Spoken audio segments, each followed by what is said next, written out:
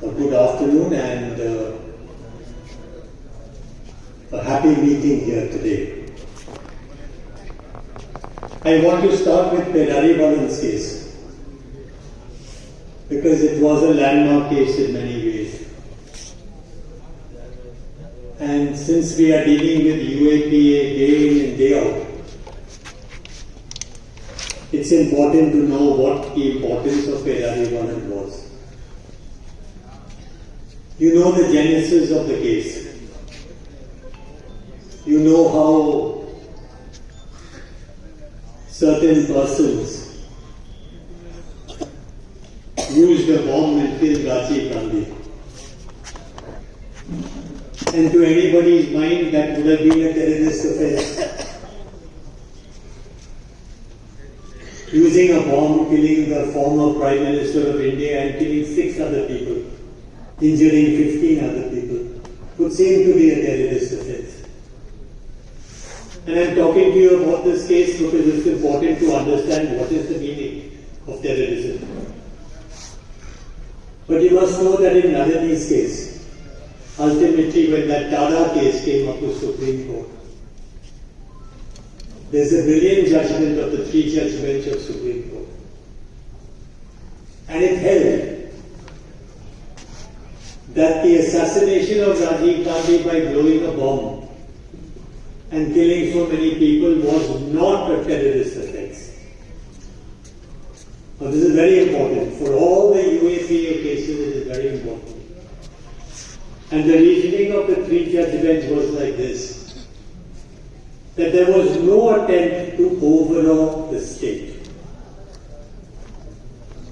What is terrorism? Forget everything else.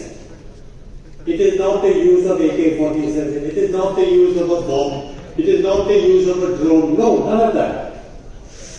It is the attempt to overawe the mighty Indian state by warfare. And the Supreme Court held that the Tamil militants or whatever, the Tamil persons who attacked Rajiv Gandhi had no grievance with government of India. They were not trying to overthrow the government of India. They only had a grievance and hatred for Rajiv Gandhi because he sent the army to Sri Lanka and killed many Tamils. That's all. They had enmity with Rajiv Gandhi alone. They had no enmity with the people of India. They had no enmity with government of India. They had enmity with him because he sent the army. That is in the judgment. So it's very important judgment to read. All of you who are doing UAPA cases, it's very important to read this judgment. So they said there's no attempt to overawe the state. You used a bomb, yes. You killed people, yes. You killed the former Prime Minister, yes. But there's no attempt to overawe the government of India by force. So the Tada charges were dismissed. And they were convicted under 302. And whatever happened, happened. So that is the first lesson from Perarivalan's case. I had a personal thing with Perarivalan. I came here to the district jail here in Chennai. Ram Jethmalani also came, others came in the And I remember when we went to the jail to meet Perarivalan,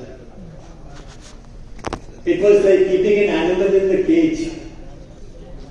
He was holding the bars and he was crying. And I thought, how many years a young man like him, keep him behind bars? More cruel than the act itself, more cruel than the act, to keep a human being behind bars for 20, ultimately 30 years. And the jailer came to me and said, Colin sir, get him released, please. Get him released. I said, this is very strange. Superintendent Saab is asking, get him released. And he said to me, I will never forget that day. He said, he is my best prisoner, sir. Perarivalan is my best prisoner. He is teaching everybody. He is teaching them computers, So many people have got diplomas because of him. He is my best prison minister. And there is no better way of understanding how inhuman it is. Because he was there only under 302. After 14 years he would come out, but he got rarest of the rare case. How inhuman it is to keep people in jail for long periods of time. If you go to Jammu and Kashmir and meet the situation there, people who have never fired an AK-47 or made a bomb or anything, merely because they are Kashmiris and Muslims, they're in jail for 30, 35, 36, 40 years. Can you imagine? So we start with Perawala and the use of the term terrorism. It is to overawe the state, otherwise it's murder. Straight up. Now if you use this yardstick, if you use this case, in all your UAPA cases, there will be hardly 1 or 2 or 3 cases. Hardly any case which meets the definition of terrorism under UAPA. So it's a very important judgment because we are losing sight of that judgment when we do these UAPA matters and all that. If you look at all the cases, if you look at the Bhima Koregaon cases, where all our modern day freedom fighters are in jail, Sudha Bharadwaj was in jail, Gadling from Nagpur is in jail, Sudha Bharadwaj, of course, worked in Chhattisgarh. All her life doing free cases for tribals. Were some of them Naxalites? Might be. So what is the problem? A lawyer can't do a case for a Naxalite. A Naxalite can't come to the law and get legal aid. Spent her life there. And they caught her, arrested her on the basis of a letter. That letter did not come from her computer. That letter did not come from her house. That letter was not taught on her person. That letter was not in her handwriting. That letter was not signed by her. And yet the case of the prosecution is, this is the letter that originates from Sudha Bharadwaj. Some third party is producing the letter and Sudha spent 5 years in jail. Young doctor, 5 years in jail. I am telling you all this, my dear friends, why? And coming to the BNP new laws also.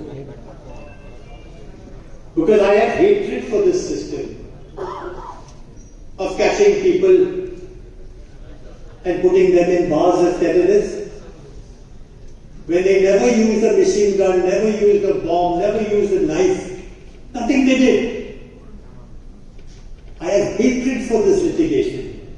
All that they did was use their brain and their tongue. Speech. Modi Sahib, you are like this, Amit Shah, you are like this, central government to my side. You are not doing illegal work, you are doing this work, that work. That was the only fault of our modern day freedom fighters. Only fault. That they broke the government and they scolded the government. And when government threatened them, they refused to bow. And they strongly spoke against the government without fear. Look at any case. Gadling is a lawyer from Nagpur. All his life he did work for the Nagpur tribals. Yes, there is a Maoist movement in Nagpur. No doubt. Maybe he did legal work for some of those, they may have been Maoist, no doubt. But a tribal Maoist doesn't come with a placard. I am a Maoist. I am a Maoist. Not like that. They hardly have clothes, they hardly have food in their stomachs. They are doing legal aid work for them, so what? So all those Bhima Koregaon cases, and another point I want to make, our judiciary has failed us. I am happy, comrades, I am happy that you have got your bar associations and your people together. And you are taking the initiative which in the country nobody is taking. You are taking that initiative, which is a very important initiative, to bring lawyers together. I congratulate you for that.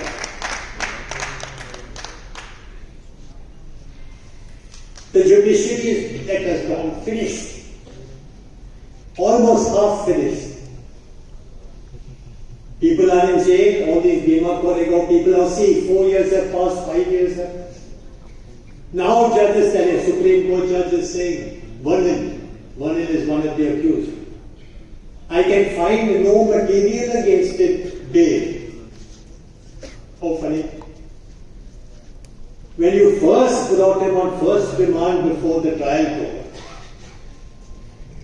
why did the judge not look at the papers and say, where is the crime? Where is the crime of terrorism? Where is the attempt to overawe the state? You didn't do. Judges didn't do. Right up to Supreme Court, they said, no, we'll have to look at the papers. Now, after 5 years, Vernon gets released, Shoma Sen gets released, Sudha gets released, and what are the judges saying after 5 years? There is no material against them. What was the remand judges doing? Sleeping all these years. So great injustice. Our judiciary at the highest level I'm talking about did great injustice to the modern day freedom fighters. All these people in jail labeled as terrorists. It's like the British period. No different from the British. Our government today at the center is no different from the British. One difference there is, they are worse than the British. That's the difference. Treating our people like the British treated us, they treat the people of India. Lying about terrorism, urban nonsense. Mr. Ambedkar is very fond of using this term of it. Urban nonsense. Show us, sir. Show us in the entire country. Show us some urban nonsense.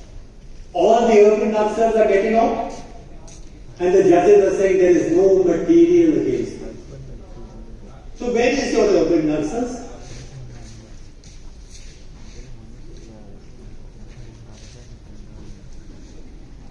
Now linked to this, terrorism and UAPA litigation. Why is UAPA litigation happening?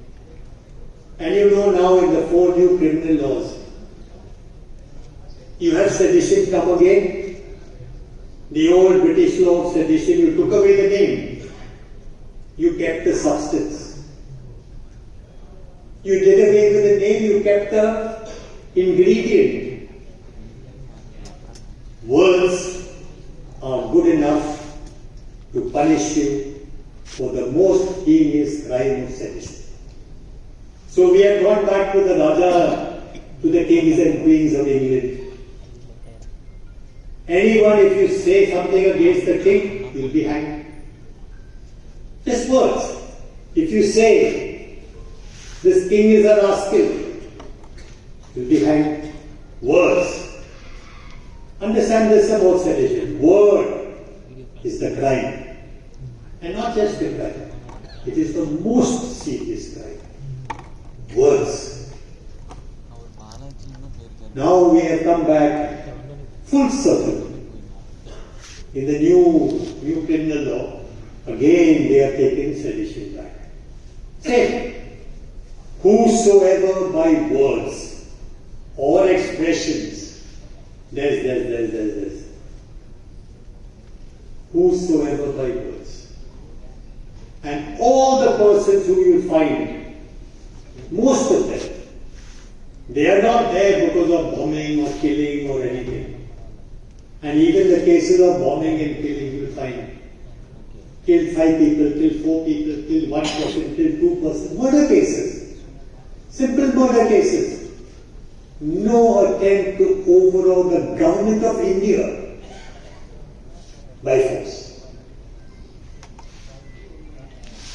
So words have become the cornerstone of the litigation in the UAE. Why? Is the government of India worried about anybody with AK-47s? They are operating, they have taken out, they have gone to the Bastar jungle, they have gone here, they have gone. They kill so many people. Are they worried about somebody with an AK-47? Are they worried about somebody with a bomb? They know how to handle it. Government of India is most powerful police and military force, probably second most powerful in the world. They are not bothered. But what they are bothered by is young people saying, we don't agree with you, sir. We don't agree with you, sir. What you are doing is illegal. What you are doing itself is like terrorism. We don't agree, sir. And then what do our people do? They will do a bhook hartal, they will do some morcha, they will do something here, something there. That's all. Government of India fears. Remember this. Government of India is very fearful, very scared of voices raised against the government. So the attempt is, we must stop it before everybody starts using the same words. Before everybody starts criticizing this, criticizing that, we must put terror in the hearts of the people. No speech. We will not allow you in India to speak. We will not allow you to protest. And look at it at the end. After 5, 7, 8, 9 years like this, go to the colleges and see. Where once upon a time there used to be nice debates and protests and writing on the walls, protests. Everywhere in the world it happens. Everywhere in the world. Students have become very fearful and scared. You say something, action is taken, they become very scared. And so what has happened? When people like Sudha and all these people go to jail for a long time, like Sai Baba, dear friend Mr. Sai Baba, professor, when he was a student, he would come to the meetings. I remember him from those days. He used to wear a chappal on his hands, chappal on his knees, and crawl from the back of the auditorium. He will come up here, he will come to the auditorium and stand and speak. What did Sai Baba have that they kept him for 5 years in jail? Seriously sick, disabled. What did he have? Except the power of ideas. Except the power of ideas. Sai Baba had nothing. And he lived such a difficult life in jail. A man who had to crawl virtually. In jail he had a very difficult time. Because some of his prisoner friends used to help him. Going to the bathroom, having a bath, they used to help him. Sweetly they used to help him, so Sai Baba managed. And then when the High Court gave him bail, sent him out, you all are practicing criminal lawyers here. Have you ever heard acquittal by the trial court, acquittal by the High Court? Sorry, acquittal by the High Court. He is coming out of jail. The Chief Justice will constitute a bench on Saturday. What is the urgency? He's coming out on bail, he'll go to his family, he'll be with his wife and children for 5-6 days. No, they will sit on a Saturday. And without staying the order of acquittal. Can you imagine? Many of all will be criminal lawyers. Without staying the order of acquittal. We need to discuss the judgment. Discuss, take all your time. Take your time, discuss.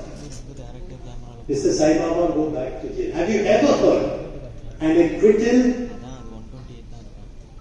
Man is sent back to jail without an order of stay on the acquittal. And then Sai Baba went in for 2 more years, came out and died. Very sick he was. Very sick.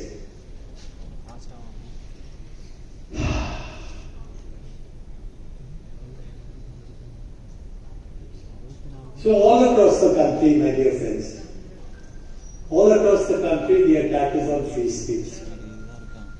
And why I congratulate your bar associations in this meeting today. Because if we build a strong bar association, we can change the nature of the suffering in India. If you all take the leadership from the different states, if you all take leadership, you have seen now, for example, when our Chief Justice retired, there was so much of debate in the papers, on the internet and in the papers. What is his legacy? Was it good? What is bad? And we saw some things that were very, very not so good, let us say. Not good. He was very good at speaking, very, capable speaker. But when you look at his judgments, and I would urge you, look at his judgments. And we must learn to look at the judgments of our people, of chief justices and so on. It was a different story altogether. Because our bar doesn't stand up. Our bar doesn't have courage. Except for few people in the Supreme Court bar, our bar doesn't have courage to say, Mr. Chief Justice, sir, please, you're wrong. Don't say that. Don't do this. We don't have courage. And so I hope now when the Bar Association comes, when you build an organization, when you build a network, sir, build it in a different way. Make your people, you choose the most courageous. Choose the most courageous but good lawyers. Good in work, honest and bold. So that they are not bothered. If the Chief Justice does something wrong, they will take them to task. That is what we are expecting, sir, from all you bar councils, bar associations. We are expecting this. That you will build a new tradition in India of a strong lawyers organization. A strong organization that will stand up against injustice done by the judiciary to the people. Government will do injustice, but when the judiciary does injustice to us, then who will stand up? Who will speak out? Who will have courage? When the new laws were introduced, one of the first persons to compliment the government for bringing out this new law, can anybody tell me? Chief Justice of India, Dhananjay Chandrachud. I was watching an internet video. I was so surprised. The matter is coming to court. The whole country is protesting against this thing. And who is saying that it will bring India into the modern period? Mr. Modi and Mr. Amit Shah will bring India into the modern period. And who is telling us this? Chief Justice of India. And then the case comes before whom? When it was challenged? Chief Justice of India. What a terrible thing. And now all of you know, I think we don't have to, I'll say a few words about that. But the whole country knows. At least criminal lawyers in the whole country know. That is all rubbish. All rubbish. And I saw Amit Shah when he introduced the criminal laws in Parliament. He said it is time we get rid of colonial legacy. Pay attention. Colonial legacy is what? Our CRPC, IPC. Now you compare that with these 4 laws. If you compare with these 4 laws, you will see that what Modi and Amit Shah have done is 10 times worse than the British laws. The British were not too bad. The British were not too bad on criminal law. They had a strong tradition of criminal law, which now we are destroying. Bit by bit we are breaking. Even on sedition. The UK repealed sedition law ages ago, ages back. Marital rape exemption. Husband can rape wife and it's not rape. The UK repealed that years ago. So Indian colonial, like if you say British criminal law, is not necessarily bad because it's colonial. Parts are bad. But what they've done is to make it even worse.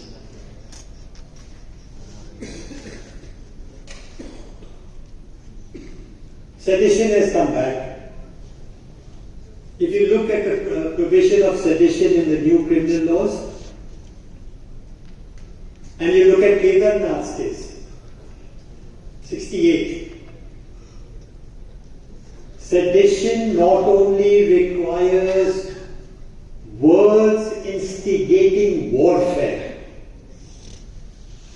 Words instigating warfare again. But even if you say that you are not in sedition, plus actual warfare. Words of warfare and actual warfare. So India changed the colonial law with this judgment on Kedarnath. Words plus action. And now what do you have in the new law that is coming? We have gone back to the old English law. Whosoever by words.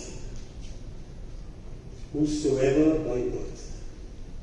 I saw Amit Shah explaining to parliamentarians, and it shows how rotten our parliament has become. We are taking you on very, very good speakers, everyone very good speaker, fool the nation, fool everybody. We want to get rid of this colonial legacy. And now all of you know, all of you who are practicing in law, practicing in criminal law, you know that he misled Parliament, no? He misled Parliament into thinking that colonial legacy is gone. And one example I want to give from my home state, Kerala. My parents are both from Kerala. Namboothiri Park. Way back in the 50s and 60s. Namboothiri Park said, no social change is possible except by bloody revolution. Interesting, no? No social change is possible unless by bloody revolution. So they caught him. In sedition they caught him. He was taken right up to Supreme Court. And the punishment Supreme Court gave him was to sit in court till the rising of the court. Because they understood. The Namboothiri Park was certainly not a terrorist. It's communist ideology that if you want to change, you can't change through parliament or through laws. You will change through bloody revolution. So he sat in court from morning to evening and then he went. Famous example of Namboothiri Park. And the thinking of judges then, broad-minded. People must have the right to free speech, which means that they can give galis, they can give curses to the government, they can give curses to the ministers. It's all right. It may not be nice, it may not be acceptable, but it is within the boundaries of law to have very vigorous, angry free speech. Now I'll talk about these 3 laws straight away. I want to talk only about 2 or 3 aspects. D.K. Basu's case was the protection given by the judiciary against torture by the police. It had one very important provision in that judgment. that when a person is arrested, this checkup must be done immediately.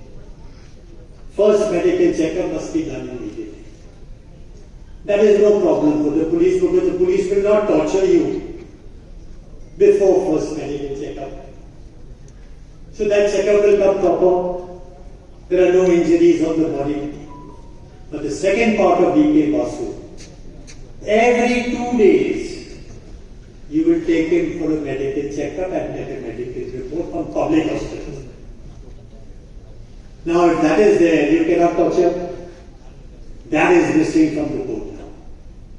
First is there that when you arrest, you must take him for medical examination and produce that report along with the FIR, along with the charge sheet. But the second is missing.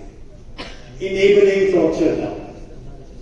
Because torture will only happen after the first or second or third day. The second is 176(1)(a).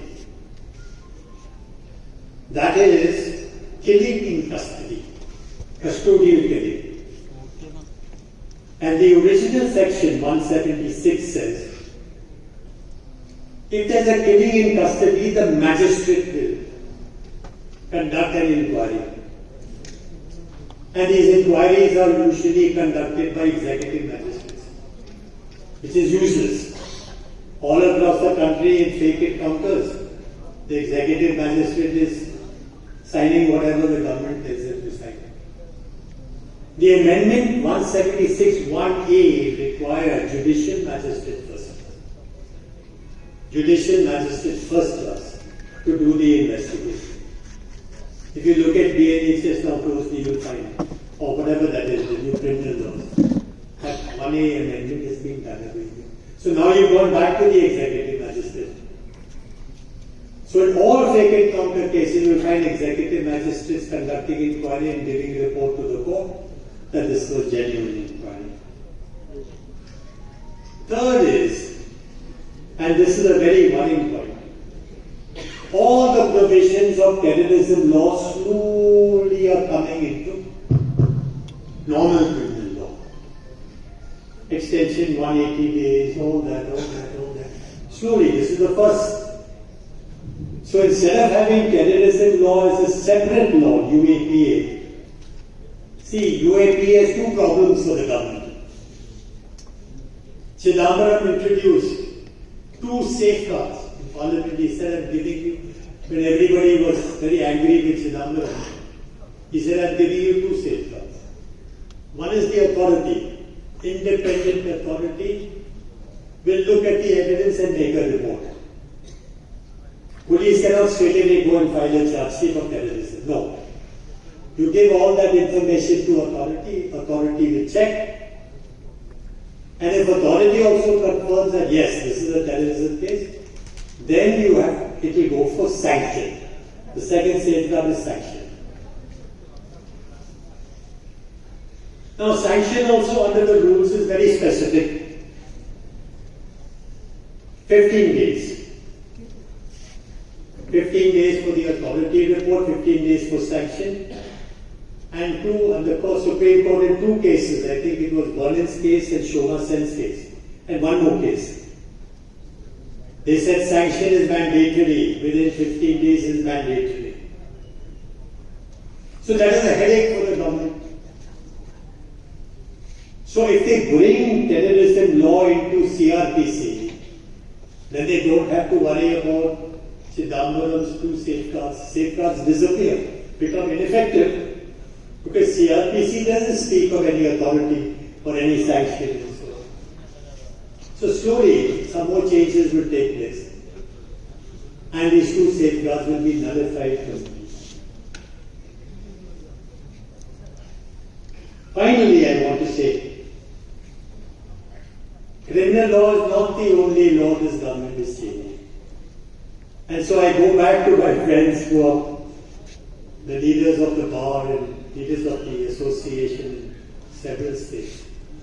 You have to take leadership, sir, national leadership. I'll end with this, I've spoken too long. You have to take leadership, sir.